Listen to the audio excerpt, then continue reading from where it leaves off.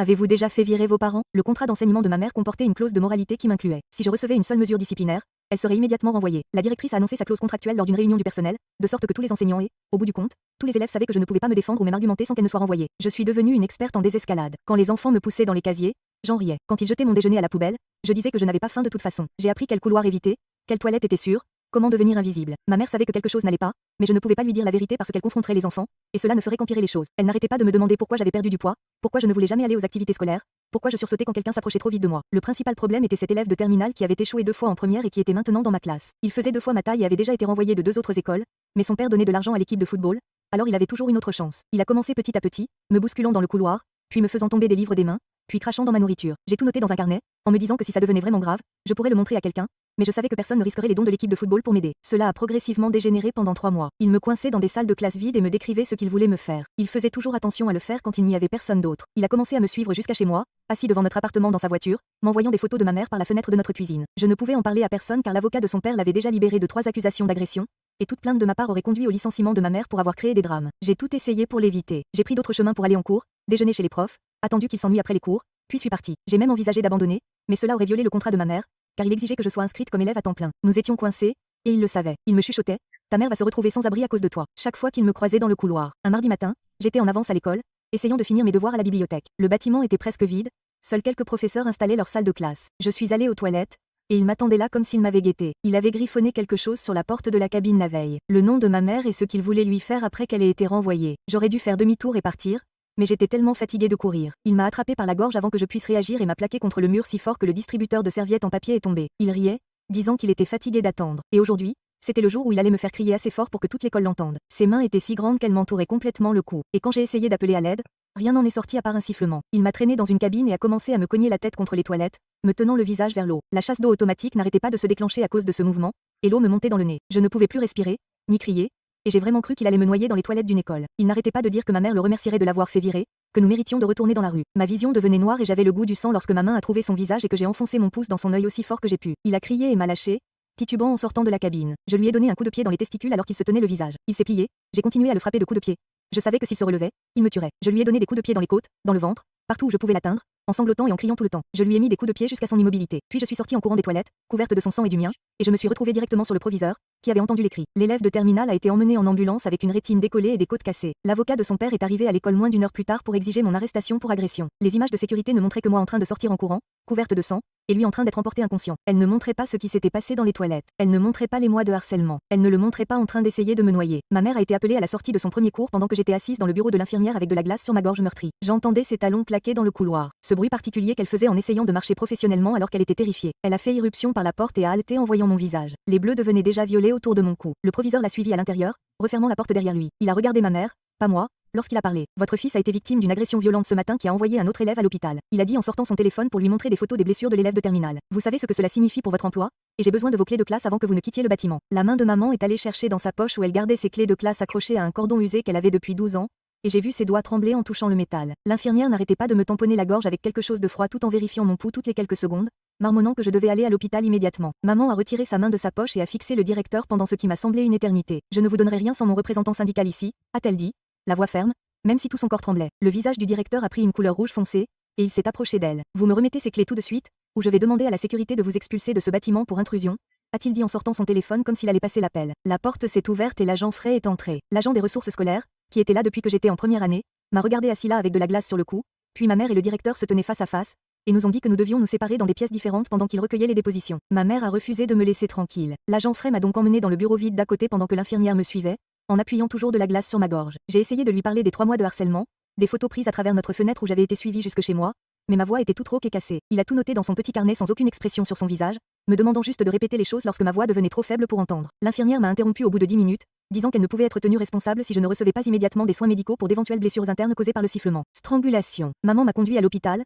une main sur le volant et l'autre tenant son téléphone, appelant le numéro d'urgence du syndicat des enseignants tout en me surveillant toutes les quelques secondes. Ses jointures étaient complètement blanches à force de serrer le volant, et elle n'arrêtait pas de me demander si j'arrivais à respirer correctement, si j'avais mal à la gorge, si j'avais des vertiges. Les urgences étaient presque vides à cette heure matinale, et ils m'ont ramené directement lorsque l'infirmière de triage a vu les ecchymoses sur mon cou. Le docteur Goldman est entré avec un appareil photo et a commencé à prendre des photos de chaque marque sur ma gorge, puis a ordonné des radiographies pour vérifier les dommages à ma trachée. Il a mesuré chaque ecchymose avec une petite règle et a documenté le motif des marques de doigts qui entouraient mon cou. Ce sont des blessures par strangulation classiques, a-t-il dit doucement à ma mère pendant que je m'habillais après l'examen. Encore une minute ou deux et nous aurions une conversation très différente. Les jambes de maman ont un peu lâché et elle a dû s'agripper à la table d'examen pour rester debout. Nous étions assis dans la salle d'attente pour les résultats des radiographies lorsque Dale Hartley du syndicat des enseignants a montré, avec cet énorme dossier de papier. Elle avait déjà sorti le contrat de maman et trouvé la section sur la clause de moralité, ainsi que des courriels montrant que le principal l'avait annoncé lors d'une réunion du personnel, ce qui violait les protocoles de confidentialité. Ils ont enfreint leurs propres règles en rendant publiques les conditions de votre contrat privé, a-t-elle déclaré en feuilletant les pages et en surlignant les sections. L'agent Frey s'est présenté à l'hôpital environ 1 heure plus tard pour mener un entretien plus détaillé, car l'infirmière nous avait fait sortir de l'école en courant. Je lui ai remis des photocopies de mon carnet dans lequel j'avais consigné chaque incident pendant 3 mois,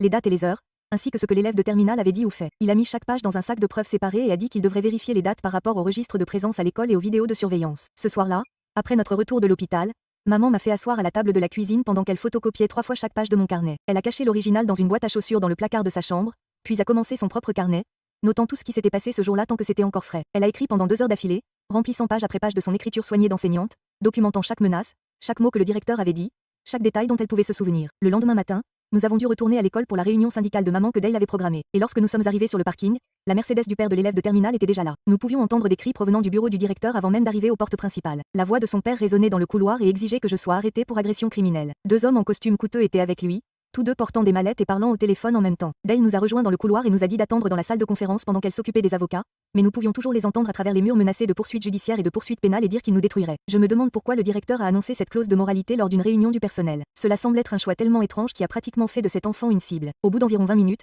le directeur est sorti de son bureau, l'air fatigué et en colère. Il s'est dirigé droit vers moi sans même regarder maman ou Dale. Tu vas être suspendu d'urgence en attendant une audience disciplinaire, m'a-t-il dit en me tendant un papier. Tu dois quitter le campus immédiatement et tu n'as pas le droit de revenir avant l'audience. J'avais les jambes engelées et maman a dû passer son bras autour de moi pour me maintenir debout. Alors que nous sortions du bâtiment, nous sommes passés devant toutes les fenêtres où les enfants regardaient depuis leur salle de classe, devant le père de l'élève de terminale qui se tenait près de sa voiture au téléphone, appelant probablement d'autres avocats. Mon téléphone s'est mis à vibrer avant même que nous soyons arrivés à la voiture, et j'ai vu affluer des notifications d'Instagram et de Snapchat. Quelqu'un avait déjà posté une photo de l'ambulance à l'école avec la légende: un gamin psychopathe a failli tuer un élève ce matin, et elle a eu plus de 200 likes en 20 minutes. Les commentaires empiraient de seconde en seconde, les gens me traitant de monstre et disant que je devrais être enfermée. Maman a attrapé mon téléphone et l'a éteint, mais pas avant que je vois que quelqu'un avait posté les photos de l'hôpital de l'aîné montrant son œil enflé et ses côtes meurtries. Personne n'a posté de photos des empreintes de mains violettes autour de mon cou ou des vaisseaux sanguins qui avaient éclaté dans mes yeux après avoir été étranglée. Les enfants de l'école partageaient les publications et ajoutaient leurs propres histoires sur le fait que j'étais toujours bizarre et violent, même si la plupart d'entre eux ne m'avaient jamais parlé. Quand nous sommes rentrés à la maison, mon Instagram avait 300 nouveaux abonnés, tous m'envoyant des messages disant que je méritais de mourir. Maman m'a fait supprimer toutes mes applications de médias sociaux alors qu'elle était assise à côté de moi sur le canapé. Mais les captures d'écran se répandaient déjà partout. Quelqu'un a trouvé notre complexe d'appartements sur Google Maps et l'a posté avec le nom de ma mère et l'appartement dans lequel nous vivions. Les menaces de mort ont commencé à arriver par email de l'école de maman en quelques heures, et elle a dû appeler Dale pour lui demander quoi faire. Dale lui a dit de tout faire en capture d'écran et de les transmettre à son bureau pour documentation, mais de ne répondre à aucune. Cette nuit-là, le téléphone de maman a sonné 17 fois à partir de numéros masqués, et lorsqu'elle a finalement répondu à l'un d'eux, c'était juste quelqu'un qui respirait bruyamment avant de raccrocher. Jeudi matin, maman a reçu un appel du bureau du district lui disant que son salaire était gelé, en attendant l'enquête sur ma mesure disciplinaire. Elle a raccroché le téléphone et est restée là dans la cuisine à regarder dans le vide pendant 1 minute entière avant de s'asseoir. Vendredi après-midi, nous étions assis à la table de la cuisine avec toutes nos factures étalées, essayant de déterminer ce que nous pouvions nous permettre. Maman avait sorti sa calculatrice et n'arrêtait pas de taper les mêmes chiffres encore et encore comme s'ils pouvaient changer si elle essayait suffisamment. Elle a déplacé la facture d'électricité dans la pile à payer plus tard avec l'assurance automobile, et ses mains tremblaient. Je l'ai regardé écrire le montant de nos économies, puis le rayer et écrire un chiffre plus petit après s'être souvenu de la quote-part de l'hôpital. Elle essayait de ne pas pleurer, mais je pouvais voir des larmes couler sur le papier, faisant couler l'encre. Nous aurions peut-être 6 semaines d'argent si nous achetions seulement du riz et des haricots et n'allumions pas le chauffage. Dale est venue samedi matin avec un épais dossier et a étalé des papiers sur notre table basse pour nous expliquer nos options juridiques. Elle a dit que nous devions déposer une plainte officielle concernant le directeur qui avait annoncé publiquement le contrat de la mère, ce qui violait les politiques de confidentialité du district. Elle a sorti des formulaires pour demander toutes les images de surveillance de l'école par les voies légales appropriées. Puis elle a expliqué que nous devrions demander une ordonnance de protection contre l'élève de terminale pour l'éloigner de nous. Elle nous a prévenu que cela prendrait des mois, voire des années, et qu'il n'y avait aucune garantie que nous gagnerions quoi que ce soit. Elle n'arrêtait pas d'utiliser des mots comme précédent et violation de la divulgation, mais tout ce que j'ai entendu, c'est que nous étions en gros seuls contre l'argent du père de l'élève de terminale. Lundi matin, Dale a appelé pour dire que la bibliothécaire de l'école s'était présentée avec les registres de présence de ce matin-là. Le registre indiquait que je m'étais présentée à la bibliothèque à 7h15 pour utiliser l'ordinateur pour faire mes devoirs. L'incident des toilettes s'est produit à 7h30. Selon le rapport du directeur, qui prouvait que je faisais juste mes devoirs au préalable, Dale a déclaré que cela avait permis d'établir une chronologie, mais a averti que c'était toujours ma parole contre les élèves de terminale concernant ce qui s'était passé dans les toilettes. Mardi soir, nous sommes allés au parking pour aller à l'épicerie et avons trouvé notre voiture avec de profondes éraflures tout le long du côté conducteur. Le mot « menteur » était gravé sur le capot et les 2 rétroviseurs étaient cassés. Une enveloppe était glissée sous l'essuie-glace, sans adresse de retour ni timbre. Les mains de maman tremblaient lorsqu'elle l'a ouverte, et à l'intérieur se trouvait une photo de la porte de notre appartement prise depuis le couloir. Elle a appelé le 911 et 2 agents sont arrivés 1 heure plus tard pour faire un rapport. Ils ont pris des photos de la voiture et ont mis l'enveloppe dans un sac, mais ont déclaré que sans témoin ni caméra dans notre parking, ils ne pouvaient pas faire grand-chose. Le lendemain matin, J'avais mon rendez-vous de suivi aux urgences que maman avait prévu pour vérifier mes blessures. Le docteur Goldman a examiné ma gorge et a remarqué que les ecchymoses s'étaient propagées jusqu'à ma poitrine en plaques violettes et jaunes. Il a ordonné un scanner de ma tête parce que j'avais toujours des vertiges et que je voyais des taches lorsque je me levais trop vite. Les résultats ont montré ce qu'il a appelé un traumatisme crânien léger correspondant à des traumatismes répétés causés par des objets contondants après que ma tête ait été projetée dans les toilettes. Il a également documenté ce qu'il a appelé des marqueurs de traumatisme psychologique importants, notamment mes sursauts lorsqu'il s'approchait trop rapidement de moi. Il a passé 1 heure à rédiger un rapport médical détaillé décrivant chaque blessure et leur cause probable. Dale a appelé cet après-midi-là pour dire que le rapport médical serait une preuve cruciale à la fois pour l'affaire pénale et pour le grief de ma mère concernant son emploi. Au cours des 3 jours suivants, je suis restée assise devant mon ordinateur à parcourir 3 mois de messages de la part de l'aîné. La plupart provenaient de faux comptes Instagram et de faux numéros de téléphone, mais j'ai fait une capture d'écran de chacun d'eux. Les messages ont commencé en septembre, il disait simplement « Salut, loser ». Mais en novembre, il envoyait des descriptions détaillées de violences. Je les ai tous classés par date et heure dans une feuille de calcul montrant comment elles empiraient chaque semaine. Les pires ont eu lieu la semaine précédant l'attaque des toilettes, où il a décrit exactement ce qu'il voulait me faire. J'ai trouvé 47 comptes distincts qu'il avait créés juste pour me harceler et 12 numéros de téléphone différents qu'il avait utilisés. Dale a déclaré que le modèle d'escalade était important, même si nous ne pouvions pas prouver que chaque compte était bien le sien. Jeudi matin, Dale a envoyé une demande officielle au gestionnaire de notre immeuble pour lui demander des images de vidéosurveillance extérieure. L'immeuble était équipé de caméras à toutes les entrées et dans les parkings, qui enregistraient les images pendant 90 jours. Le gestionnaire nous a appelé cet après-midi-là pour nous dire qu'il avait trouvé quelque chose que nous devions voir. Nous sommes allés à son bureau et avons regardé des images du mois dernier montrant la voiture de l'aîné garée devant notre immeuble au moins 15 nuits différentes. Les horodatage le montraient assis là pendant des heures, parfois jusqu'à 2 ou 3 heures du matin, juste en train de regarder nos fenêtres. Le gestionnaire a gravé toutes les images sur un DVD et nous a remis une déclaration signée indiquant quand il les avait filmées. Dale a immédiatement déposé les images comme preuve auprès de la police et du district scolaire. Vendredi après-midi, le directeur a envoyé un email disant qu'il ne pouvait pas divulguer les images de surveillance prises près des toilettes en raison des lois sur la protection de la vie privée des élèves. Dale l'a appelé dans les 5 minutes pour contester cette affirmation et citer des exceptions spécifiques pour les enquêtes sur les crimes violents. Elle a expliqué que les lois sur la protection de la vie privée prévoyaient clairement la divulgation des images en cas d'agression ou de tentative de meurtre. Le directeur a répondu qu'il devait consulter l'équipe juridique du district avant de prendre une décision concernant les images. Dale a raccroché et a immédiatement commencé à rédiger une demande complète de documents publics pour toutes les caméras de sécurité du couloir datant de ce matin-là. Elle a également demandé tous les emails échangés entre le directeur et le père de l'élève au cours des 6 derniers mois. Elle l'a déposé auprès du district cet après-midi-là, et ils avaient 30 jours pour répondre, mais elle nous a prévenu qu'ils attendraient probablement aussi longtemps que la loi le permettait. Lundi matin, l'agent Frey a appelé pour dire qu'il s'était rendu au palais de justice pour demander un mandat pour les relevés téléphoniques de l'élève. Le juge a examiné nos preuves pendant environ 2 minutes avant de dire qu'il n'y avait pas suffisamment de motifs raisonnables sans témoins ayant réellement vu le harcèlement se produire. L'agent Frey a expliqué que même si le juge changeait d'avis plus tard,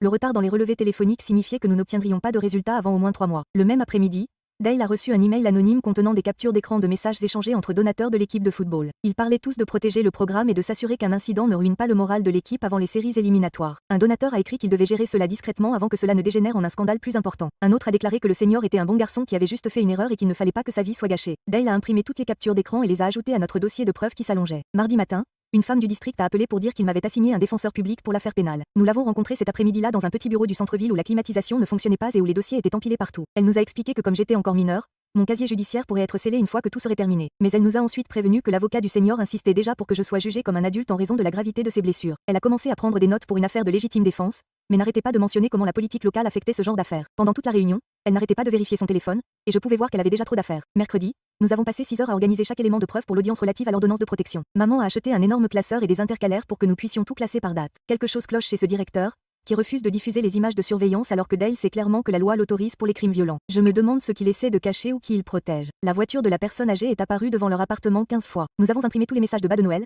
les photos qu'il a prises de notre appartement, les images de surveillance de l'immeuble, les photos et mon dossier médical. Le classeur a fini par faire plus de 5 cm d'épaisseur et pesait plus que mon sac à dos d'école. Jeudi soir, nous avons répété mon témoignage encore et encore dans le salon. Maman a fait semblant d'être le juge et m'a posé des questions sur ce qui s'était passé dans la salle de bain. Chaque fois que j'essayais de le décrire en train de me tenir la tête dans les toilettes, ma voix se brisait et je devais recommencer. Nous nous sommes entraînés jusqu'à presque minuit, lorsque j'ai enfin pu raconter toute l'histoire sans m'effondrer complètement. Vendredi, c'était l'audience et j'ai vomi 2 fois ce matin-là à cause de la nervosité. Au palais de justice, j'ai commencé à faire de l'hyperventilation dans le couloir et j'avais du mal à reprendre mon souffle, malgré tous mes efforts. Maman a sorti une vidéo YouTube sur son téléphone sur les exercices de respiration et m'a appris à les faire sur place, dans le couloir. Nous avons fini par arriver avec 15 minutes de retard à l'audience et l'avocate du senior était déjà là. Nous sourions d'un air narquois alors que nous nous précipitions. La juge a écouté mon témoignage pendant 20 minutes sans aucune expression sur son visage. Elle a parcouru notre classeur de preuves, tournant les pages rapidement comme si elle avait déjà vu ce genre de choses des centaines de fois auparavant. L'avocat du senior n'arrêtait pas de s'opposer à tout, disant qu'il était impossible de prouver que les messages provenaient de son client. Finalement, la juge a levé la main pour demander le silence et a accordé une ordonnance de protection temporaire. La personne âgée devait rester à au moins 90 mètres de moi et ne pouvait me contacter d'aucune façon. Cela aurait dû être perçu comme une victoire,